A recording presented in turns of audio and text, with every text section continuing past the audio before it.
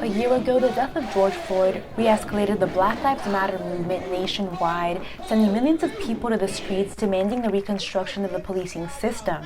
In major cities like Los Angeles, Black-led organizations, including Black Lives Matter, even gathered outside Mayor Eric Garcetti's home to demand the defunding of the police. In June of 2020, Garcetti and the City Council agreed to reallocate $150 million into community resources and services. This didn't happen out of a sense of enlightenment.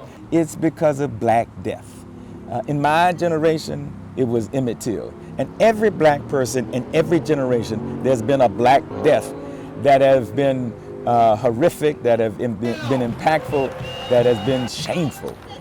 Still, a year later, the fight for the reallocation of promised funds continues. To reallocate funds can be difficult because organizations are not recognized within the city's system. What they really wind up doing is simply putting money in other cities' department that either doesn't get to the organizations and people that need it because they are gatekeepers, or go back to the police. The Police Budget Los Angeles Coalition focuses on citizen participation and engagement to draft a budget that better represents the wants and needs of the community. People's Budget has collected over 24,000 survey responses to gather input from the most vulnerable communities.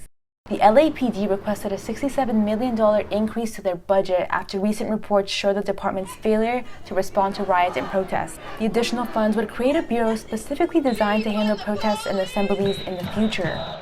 We don't need police, period. I mean, I think, you think about the history of the police, their job description has been about oppression, it's been about terrorism, whether it's the slave patrol, to the Klan, to the actual official fraternal order of the police. So they've never been a service for the community.